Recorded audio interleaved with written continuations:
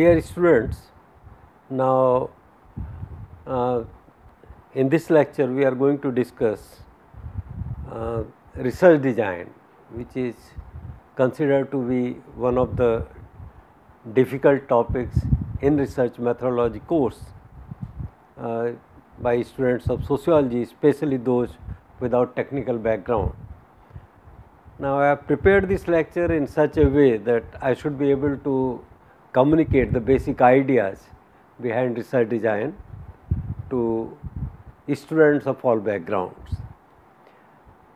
What research design means is, in nutshell, the framework of study that we are going to use, and after you have formulated your problem and your objectives and research questions, then how to go about it. What next? That next part is the research design. What we are going to do to explore the research questions that we have decided for ourselves. And that means in research design we should be concerned about paradigms, about theories, models, and what kind of data we are going to collect, and so on. So, this lecture is all about that. Research means different things to different researchers, donors, policy makers. It refers to generating knowledge or new knowledge, or filling up the gaps in knowledge. Research also means resolving academic debates, means theoretical debates, then systematic explorations of issues. Say the issue may be old age and mental health. Now, people may have different views of old age and different views of mental health. A researcher wants to study the relationship between old age and mental health, and the systematic exploration of this issue requires a sound research design. Then answering theoretical questions. Research is used for guiding policymakers through facts. Are our rural development programs working effectively? What are the bottlenecks in sanitation program or in Swachh Bharat mission? What are the problems in raising school enrollment rates at the post-primary level, etc., etc. Then learning about appropriateness and effectiveness of interventions, monitoring and evaluation kind of programs, research programs I mean, and advocacy of different groups. Advocacy also requires you to do research. Suppose you want to say that there should be special provisions for certain category of population. The question would be, what is that category? What percentage of total population of India belongs to that category? What are socio-economic educational differences between that category and the rest of the population, or say general category population? And accordingly, the percentage of reservation in jobs and seats can be argued for. Now, design decisions are basically the following types of decisions. In simple words, we can say the research design is about what is the study about. First thing, from your objectives, from your research questions also, one can have a view of what is the research about. That is the first thing, what you are going to study. I gave you the example of old age and mental disorders or mental health to be more positive. You can use the biological view, which treats mental disorders as biological problems, and for which some medical interventions or therapies or treatments may be required. You can use the sociological model, which relates mental disorders to socio-economic conditions, gender, race, caste, community, and so on, or you can use the psychological model of mental disorders, in which you include factors like needs, personality, or self-esteem, or anxieties, or stresses, and a long history of stress, anxiety, mental disorders, and so on. Now, research design will require you to decide whether you are going to use sociological model, biological model, or psychological model, or biopsychosocial model. So, why is this study being made? Because we want to understand the various factors responsible for mental disorders among the older adults in the population. Now, where will the study be carried out? You cannot study all the older adults of India running into crores. You have to decide the sites at which you are going to make this study: urban areas, rural areas, metropolitan centers, old age homes, community, or at the household level. What type of data is required? That is another question. Data, if you are going to use biopsychosocial model, you require data on various aspects of physical characteristics, demographic characteristics, socioeconomic characteristics, household characteristics, and so on. Where can the required data be found? Are you going to use secondary data? In the previous lectures, we talked about primary and secondary data. Are you going to use secondary data? Where will this data be available? Or you are going to generate primary data by using some experiments or case studies or narratives or interviews or what, or conducting a survey? And what period of time the study will include? You are going to do this study. No study can be done indefinitely, because somebody is interested in the findings, and that somebody may also tell you that finish this study in 6 months time, or 1 year time, or 2 years time. So, the timing part of, or the period for which the study is to be conducted is also to be decided, and these are called the design decisions. What will be the sample design? The next design question: what will be the sample design? What techniques of data collection will be used? Interview schedule, questionnaires, structured, semi-structured, case studies. You have to decide about. And how will the data be analyzed? If it is quantitative data, which statistical techniques you are going to use? Are you going to use SPSS or some other package? And if it is qualitative, then which techniques of qualitative analysis you are going to use? And in what style will the report be prepared? What things will be covered in the report? In what order? What will be the organization of the research report? Now, these 10 issues, okay, these 10 issues or these 10 questions, if you answer these 10 questions, you have the research design. So, research design is about answering these 10 simple questions, and that is because your research differs from journalistic writings, which are more subjective, and they are not always concerned about corroboration. I know some good editors of newspapers would like to write their editorials based on facts and figures. Then there is no difference between such editors and sociologists, but otherwise journalists make their stories, and they are more interested in telling the story rather than corroborating or proving or confirming their story with facts and figures in the same news item. Then statements of vision and mission. Research differs from armchair philosophy or exploring non-scientific hypotheses like is God male or female, is religion A more scientific than B.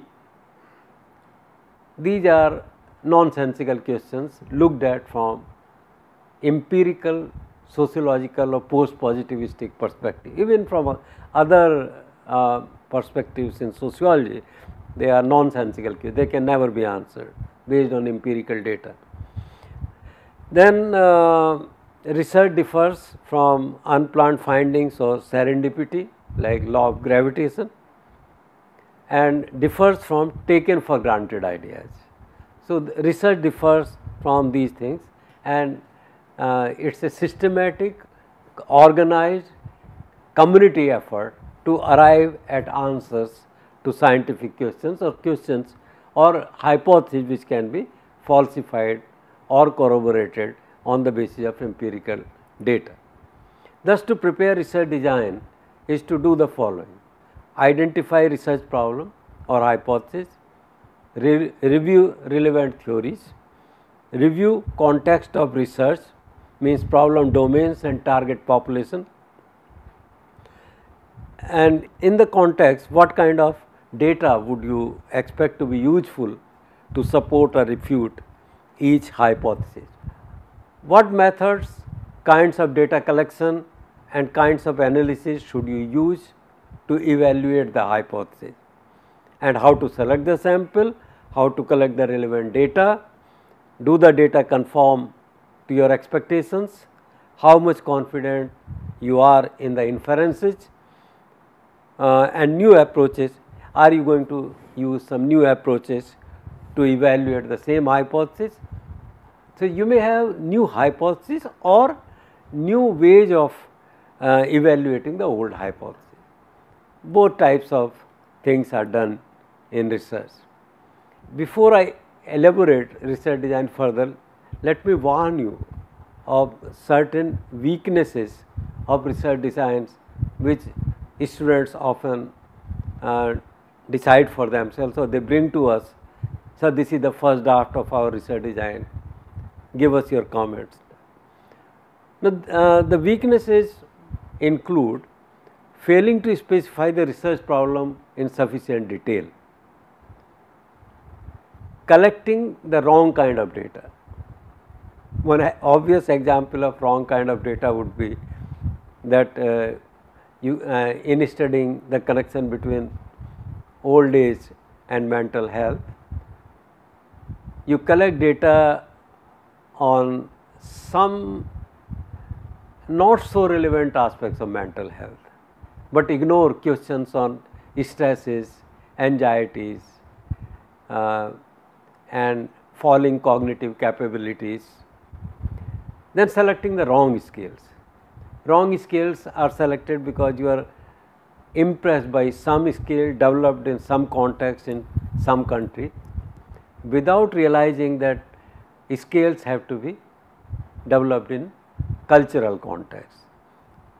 A scale which, say, a scale of discrimination against people living with HIV may work in United States, but it may not work in rural areas of Bihar. So, you have to select your scales appropriately, maybe modify the existing scales or develop new scales, conduct pilot studies and make revisions in your scales based on your feedback. Then selecting the wrong analytical methods or failing to think carefully about what kind of result would support, weaken or eliminate a particular hypothesis. Failing to account for the likely sources of errors in observations and measures. Failing to specify the population. You may specify your population of aged people in such a manner that you tend to exclude a large part of old population. Suppose you confine your study to old age homes, you are failing to specify the entire population of older adults, and that may bias your findings. Then having too small a sample size to estimate parameters or test hypothesis with adequate precision and confidence. If you are going for mixed method research, for example, then mixed method design require qualitative and quantitative sampling techniques, qualitative and quantitative data analysis techniques, which are different, qualitative and quantitative data collection strategies, and qualitative and quantitative approaches. Actually, first we have to decide about the approach, then data collection, then analysis, and then the sampling, reflection on the sampling techniques. But as this figure shows, that mixed method, there is no order here. First I went in this direction, then I went in this direction, which means that all these things are interconnected, and the decision about all these things are to be taken simultaneously.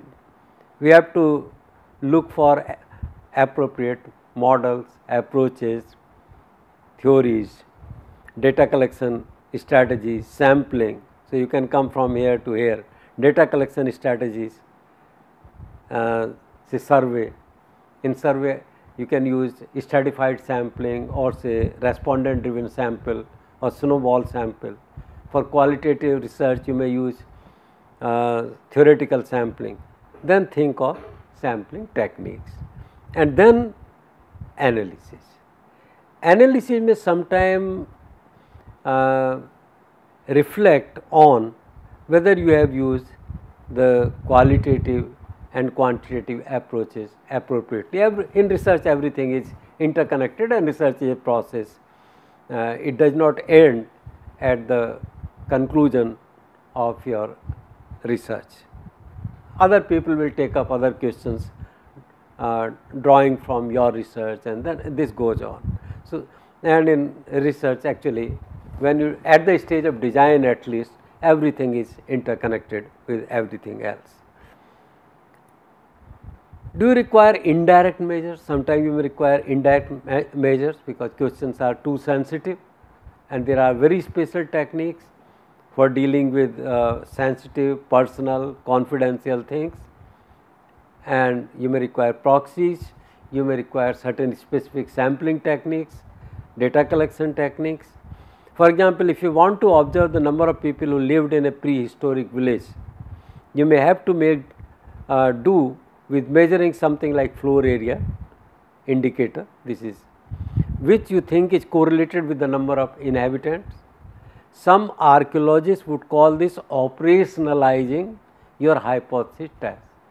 So, you have to operationalize your concepts, your constructs, because it is on the operationalized constructs or concepts that you are going to collect data, which may be direct or quite often indirect, because questions pertain to prehistoric times or historic times or to personalized, confidential, sensitive information. Note that this actually introduces another hypothesis, that there is a particular relationship between number of inhabitants and floor area that you would also need to evaluate. But I would say that these are part of assumptions or axioms that you use in testing a certain kind of hypothesis or in estimating something as number of people in certain historical time. The hypothesis might call for a very specific kind of observations. Always think about sources of error and try to estimate how big they probably are. Analyze the data using an analytical method that is appropriate given the kind of data and the research question. If the data, for example, those who understand statistical technique, for them little bit I can say that if you are dealing with relationship between attributes, you are going to use chi-square.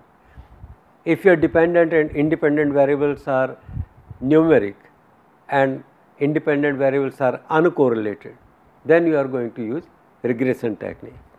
Compare the results of your analysis with the one you already specified to see if they are consistent with the hypothesis, or would be impossible or highly unlikely if the hypothesis were true, thus leading you to conclude that the hypothesis is probably false. The students who have some experience of statistics, they know that if hypothesis is of the form that increase in x leads to increase in y or decrease in y, then you are going to use one side test. If you are going to check the hypothesis that x and y have a significant relationship, but you are not saying that what is the direction of the relationship, then you are going to use two side test. So, in research everything is interconnected with everything else. Avoid collecting a much larger sample than necessary. This is not true that data based on large samples are always better. If this were so, then census would always give better information or more reliable, more valid results than national sample survey, but this is not the case. Then collecting a sample that is actually not representative of the population, obtaining results that do not allow you to reject the hypothesis that any patterns in the data are simply due to human error, sampling error or some other kind of error. Obtaining results that do not allow you to tell whether they are due to your hypothesis of interest or to some assumptions you are making in operationalizing the research. Obtaining results that look interesting or provocative, but that are not likely to convince anyone that your hypothesis is true. Now, let us look at some designs. Designs are broadly divided into three categories: exploratory, descriptive, diagnostic. I suppose this division you all know about, because this is mentioned in all routine textbooks of research methods. Exploratory, as the term itself shows, exploratory designs is used when nothing significant is known in the field. When you are looking for a holistic view of the problem, and here you are using unstructured interviews, PRA technique, participatory rural appraisal techniques. Better if the researcher himself or herself participates in the field work. Exploratory work is better done by the researcher, not by the team of investigators appointed by the researcher. Then if researcher himself or herself is involved in exploratory study, then he will have or she will have better insights and holistic perspective on the problem. And exploratory research, sometimes the term exploratory and qualitative are used interchangeably, is also used to generate rather than test the hypothesis. Descriptive designs are used for learning new facts when the aspects of the problem are already discovered. So, you know that there is a relationship between caste and school enrollment rates. Exploratory studies have shown, but what exactly is the pattern? For that, descriptive design can be used, and you are obviously going to use questions on caste and question on school enrollment. Here you require a clear conceptual scheme to decide what facts are to be generated, and emphasis is to be placed on scaling and measuring, how to measure caste, how to measure school enrollment rates, gross enrollment rates, net enrollment rates or some other measure. Measuring enrollment itself involves a certain conceptualization.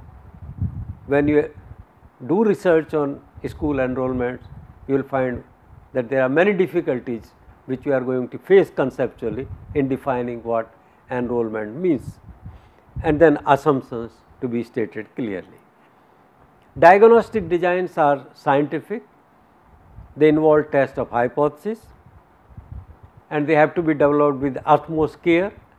Exploratory work can be done through ethnographic techniques. You just decide to learn about some topic and go to the field, enter the field without much planning. But here in diagnostic design, you have to define your dependent variable, independent variables, mediators, moderators, and the various kinds of direct and indirect linkages with utmost care. Then you have a clear understanding of null and alternative hypothesis. Actually, your research hypothesis is what the alternative hypothesis is.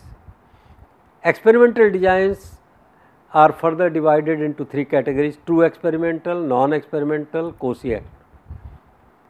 This is the difference: exploratory, descriptive, diagnostic, overall designs. Exploratory is flexible, these are rigid. Sampling design in exploratory is non-probability, purposive, snowball, convenient. There are so many techniques for that, or it may, in the best case, be quota sampling. Here it is probability. Statistical design, there is no pre-planned design in exploratory, but there is a pre-planned design in descriptive and diagnostic. Then observational design, then in observational design you have unstructured instruments or participatory rural appraisal or participatory rural action also sometime. In descriptive diagnostic you have structured or well thought out instruments for data, because you are going to study something scientifically, you are going to corroborate something or falsify something. So, that something has to be defined in very precise terms. Operational design, this is no fixed design, and this is advanced decisions about operational procedures. True experimental design is pre-test, post-test control group design, where subjects or respondents or participants are randomly assigned to experimental and control groups. Then post-test only control group design, this is another type of experimental design. Multiple treatment design or factorial design. These are three main types of divisions among experimental design. This is the nature of experimental design, a true scientific design. There is a control group, there is experimental group. You make observations O1 and O3. O1 observations for the control group, in which you are not going to make any intervention. O3 is before observations in experimental group, in which we are going to make observations, or in which we are going to give a treatment or do some intervention. Then after that treatment or intervention, that treatment need not always be in a medical sense. I gave the example in one of the earlier lectures, example of how distribution of bicycles can raise the school enrollment rate among girls. So, control group can consist of villages, households and people where bicycles are not distributed.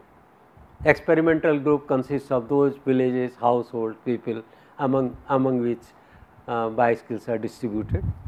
Enrollment rates are checked before doing the intervention, and enrollment rates are checked after doing the intervention in experimental group in these villages, not here. Another characteristic of truly experimental design is that the villages or households or individuals must be randomly allocated to them. The idea is that the only difference between these two groups may be the experiment that you perform here, and there are no other socio-economic, demographic or biographic kind of differences among them. And therefore, when you find that O4 differs from O2, then you can say that that is because of the experiment. This is the true experimental design, but in practice we often deviate from this for the reason of convenience or resources or spatial nature of the problem or ethical considerations. Post-test only control group, sometimes you use post-test only control group. There is no pre-test, no pre-test measurements, only post-test. There are no pre-test observations, but does it matter? Think that you do something, you distribute cycle, and you find that the villages in which cycle were distributed after 2-3 years have better enrollment rates than villages where cycles were not distributed. Can we say that the difference is due to distribution of bicycles? No, this difference can be due to many other reasons, and therefore, this post-test only control group design is not as good or does not produce as valid results as the previous scientific design, controlled, experimental, random assignment, observations before the experiment is done and observations after the experiment is done. Then multiple treatment designs. Multiple treatment design means that we use two or more treatments simultaneously, two or more strategies to achieve a development goal. Or this is an example of multiple treatment factorial design. Here control variable is education. So, there are three categories of education, and level 1 may be illiterate, level 2 may be primary to intermediate, level 3 may be graduate and above. Then the dependent variable is perceived ability to perform certain roles among elected representatives of Panchayati Raj institutions. Experimental variable is training. We want to see whether training matters. Now, training may matter differently among level 1, level 2 and level 3. Means among illiterate Gram Pradhans with education from primary to intermediate, and Gram Pradhans with education graduation and above. And 3 or 4 types of training programs are used. There is one treatment A, no training. So, here you will measure ability to perform certain roles without any training. Then training through lectures, then training through audio visual aids, and then training through demonstration. You take your elected representatives to other states or other districts where Panchayati Raj is functioning more successfully. Now, this is an example of multiple treatment or factorial. You can test the differences between different treatments and different levels of these control variables simultaneously. And the advantage is to study interaction, joint effects, interaction effects, like enrollment case, caste A, caste B, and you see the differences under 3 different programs. In one program you create more facilities, another program bicycle distribution, and another program motivational programs, various types of motivational programs. Now, in all the cases you find that caste B after these interventions has better enrollment than caste A, but the differences have different slopes, which means there is interaction between caste and these things. Or in other words, the effect of these strategies depends on the caste of the respondents or subjects, and that way there is interaction between these two independent variables. These are two independent variables and there is interaction. If you write this relationship in a linear form, then you will write y equal to b0 plus b1 x1, x1 will refer to caste, and plus b2 x2, where x2 will refer to these programs, plus one more term b3 caste into programs. So, this product term caste into programs, this is for the interaction effect. Sometime when we do not meet the conditions of a truly experimental design, we go for quasi experimental design in which some conditions are relaxed. Non-equivalent control group design is one example, in which individuals are not randomly assigned to experimental and control group. Actually, the purpose of individuals assigned randomly to experimental and control group is that in statistics by central limit theorem or by law of large numbers, the characteristics of the two groups otherwise which we are not manipulating will be matched, and the differences in the outcome can be attributed largely to the intervention variable or treatment or the effect. Then sometime you draw causal inferences from time series design, and this is similar to non-experimental pre-test post-test design.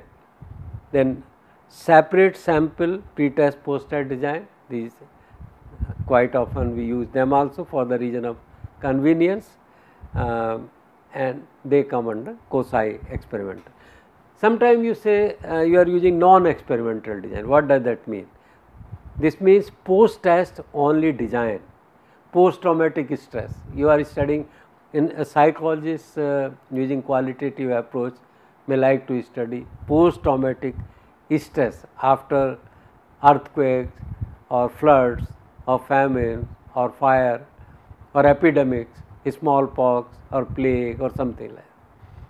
So, in that case we have only experimental group and experimental data. This is non-experimental design. We cannot ignore the importance of studying these post-traumatic stresses by using post-test only design. We were not expecting an earthquake in Bhuj. If we had expected an earthquake in Bhuj earlier and we were interested in conducting a study of post-traumatic stress, then first we will study the levels of stress before earthquake and then after the earthquake. But before, we did not know about the earthquake. So, before is not available to us, only after is available. This is non-experimental design. Then pre-test, post-test design in the control group only in that group in which experiment is done or treatment is given. Doctors will often rely on this kind of design to draw inference regarding whether their medicine is working or not. They will take the measures of health of their patient, prescribe a drug, and after administration of that drug for 1 week, 2 weeks, 3 weeks, they will again take the readings. If there is a difference, if there is an improvement, that is because of that drug. This is what they conclude. Then static group comparison, experimental group observations are compared with comparison group, that is all.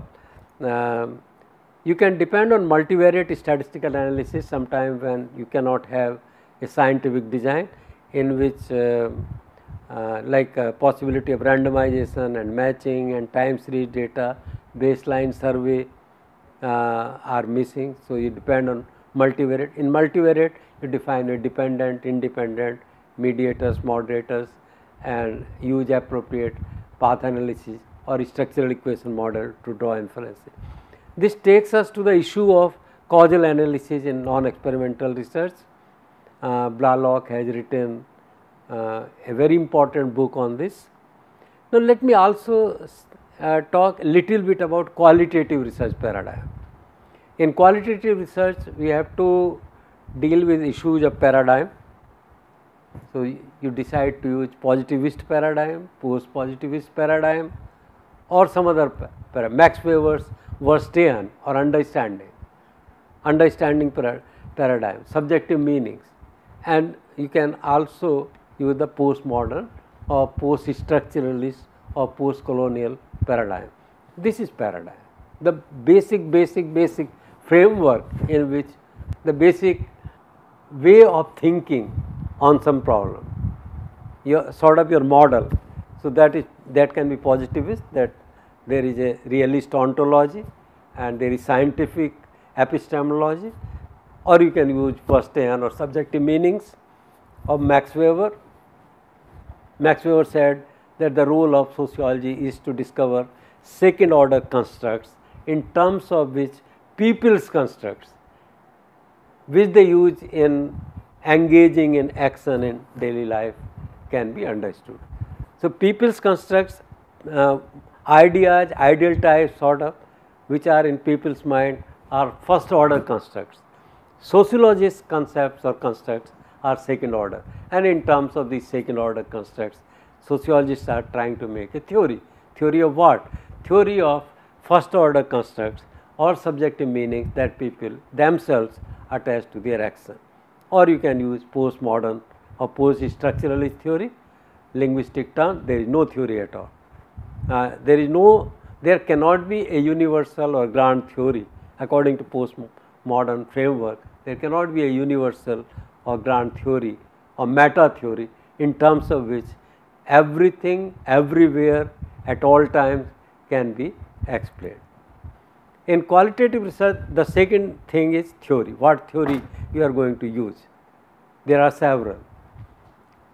One of the most fundamental theories for qualitative research is Geertz theory of interpretation and thick description.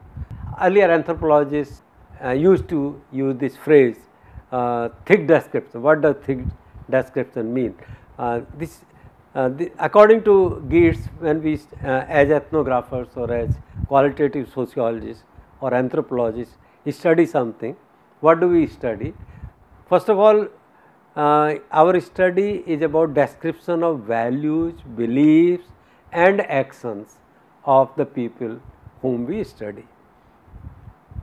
And then stories of what is significant, rites, rituals, and how culture is symbolically constructed and when people perform different rites, rituals or have a certain pattern of behavior. This is Geertz' thick description. Another qualitative theory is George Herbert Mead's symbolic interactionism, who say that people communicate in terms of signs, symbols, language, and self-fulfilling prophecy means that all the people, that people are looking glass selves, and on the basis of their interpretation of other people's reaction towards them, they form a self-image, and in behavior they are trying to actualize their self-image. So, management of identity and studies of socialization. In these types of studies, Mead's symbolic interaction theory is more commonly employed. You can use that Mead's symbolic interaction. Other theories less known are like ethnography of communication. Feminism is not so less known. Feminism is one very popular theory, but there are varieties of feminism again. Radical, liberal, then Islamic, then Nego. There are so many varieties of feminism. And when you decide that you are going to use a feminist theory, socialist, liberal, radical, Nego, Islamic, or there may be Hindu feminism, then you must state what your theory of feminism is, which you are going to use in conducting this study. That adds to, I suppose, reliability of your finding. Then participatory research. Participatory research, PRA, RRA. In one of the lectures, I will talk about participatory research in more details. So, right now, I am only enumerating that there are theories, and if you go for qualitative study, then you have to decide which theory you are going to use. There is also a theory of sense making, again not so popularly used, but yes, this theory stresses on making sense through so called enactment, selection and retainment or structuring. Anthony Giddens. Anthony Giddens is a very popular, well known figure in sociological literature, structuration theory, in which both agency and social structure are given importance and the processes of relationship between them are studied. So, if you are going to use qualitative theory or qualitative research design, then you have to tell us first whether you are going to use positivistic paradigm or Max Weberian's paradigm or or some other paradigm, and then the theories which you are going to use. It adds to reliability of your research. Then negotiating access. When you enter the field how? As a complete participant, you are completely enmeshed in the activities of the community. Not only you hide your identity of a researcher, you become one of them. At least there must be some people who do not know about your identity of researcher. If everybody knows about your identity of researcher, then their behavior may not be spontaneous. Your presence amidst the participants or people may change their behavior to some extent. So, complete participant, you become one of them. People may think that you are part of the community. So, if you use complete participant observation and you want to study inmates of a jail, you enter jail where maybe the jailer knows or jail authorities know that you are a researcher, a sociologist, but other prisoners should not know that you are a researcher. They should know that you have entered the jail after committing a crime, and because you have been given this punishment by some court of law. So, otherwise the behavior is, I remember that in one case of false allegation, one university professor was sent to jail, but people came to know that he was a professor and they showed extra respect towards him. They gave him special treatment and they would not behave in presence of that professor. They called him Guruji. They would not behave in presence of Guruji as they behave otherwise. Or you may be a play participant, which means that sometime you are in the field, sometime you are away from the field. It is not that you have become a part of the community. Then focus, participant observers, means there is a clear role. Explicit research, you tell them that you are going to conduct a research on something, clear role of a researcher. You are explicit researcher, there is clear agenda. So, you know, people also know why you are there in the field. And complete observer, anybody can make observations of a phenomenon, a festival, a congregation, some crowd behavior, a strike, no questioning of the actor. You are only observing things and with detachment and separation. You are only observing them, you are not engaging in any relationship with your participants or subjects or people. So, this is complete observer. This is how negotiating access is defined. I have taken these 4 categories from an important book of Sarah Tracy, Qualitative Research Methods, which was published in 2013 by Wiley Blackwell. So, you decide, Sarah has written about all these things in great details and you can read that book. The idea is whether what kind of relationship you engage in the ethnographic or qualitative work. What do people know about you? Or you can use a triangulation of different paradigm theories or negotiating access to the field. Remember, the technical issues or design issues are not everything. There are other issues in research, ethical issues, practical issues. For ethical issues, you have to take approval of the ethical review board of your institute or some other institute or some other organization. There are practical issues in collection of data, very practical issues related to money, health, threats of various types, facility that you require. Sometimes you require some facilities, audio, visual, which you may not have, financial issues, administrative concern, whether you should inform. I think you should, whenever you go for field work, you should inform the SP or the DM or both about your presence in the field, especially if you are going to study something like Naxalite violence or communal riots. This is important for your safety also, not only for reliability, validity, convenience or design reason. This is also important for your safety. Ethical issues balance the interests of society on the one hand and subjects of study on the other. There will be one full lecture on ethical issues. Ethical issues are about protecting the rights of the subjects. Then sometimes ethical issues arise that in making control experimental group, you are making interventions or providing facilities in the experimental group, not in the control group.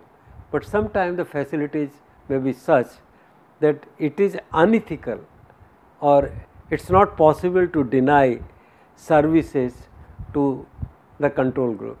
You know that there is a, you are a doctor and you come to know about a drug which is more effective in case of certain problem like cancer. Now, in making your research design, is it ethical, moral, or does your conscience allow you to debar the subjects in the control group access to that modern medicine? These are some practical questions, sometimes legal, sometimes ethical, sometimes moral. We will have one full lecture on ethical issues. Then there are other issues, financial, practical, priorities of the donors, climate. It is said that ethnographic work must be done for at least 1 year, so that all climates, all weathers, all seasons, all cycles in a year, different crops are covered. Then environmental culture, beliefs about good research. Your community may have certain beliefs about good research and you have to conform to those standards. And policies of the organization in which you are conducting research. So, you have to conform to norms of the society, of the community, of the moral ethical responsibilities, arrange for funds and conform to policies of your organization in which you are working. If I am working in IIT Kanpur, then I have to conform to rules given in statutes, in various manuals or orders issued by the director from time to time. This is all part of design, we cannot ignore these issues. In the final analysis, the act of defending the research design is political. If I it's a political, this Google image shows what is politics. Politics is not simply about people arguing and failing to agree, nor is it the sole preserve of governments. Any behavior that seeks to impose a point of view is a political act. So, if I use in my research, suppose I have big funds, somebody gives me 10 crore rupees to make a study of social media, impact of social media on mental health of people, something like that. It may be a more vague topic than that. Now, if I in my research design, if I defend the use of positivistic paradigm and scientific design, then this is political, because our community of sociologists, anthropologists is divided along political lines. Some people favor quantitative, some favor qualitative. My use of positivistic paradigm and control experimental scientific design is a political act of legitimizing, justifying, arguing for or to impose certain scientific norms on the community of researchers in this field. This is what politics is. When I ask the question, what is politics in research design? This is the politics. So, when I said in one of the previous lectures that I prefer triangulation, this is a political act. Some social scientists as politicians give more importance to positivistic or scientific design, some to qualitative. And if I say that I give importance to triangulation, then I am making a political choice and I am trying to influence the ideas of the sociological community that triangulation is important, that mixing of methods is important. And depending on power, as Foucault says, there is a relationship between power and knowledge. If a most powerful social scientist in an important Indian university designs some research, then his research design also becomes imposing on all other social scientists across the country. That is political. So, ultimately it is a political act. To recapitulate, this is what research design is about: problem, purpose, rationale, review, objectives, conceptual framework, hypothesis, methodology, analysis of data, report writing, limitations and problems for future research. Thank you.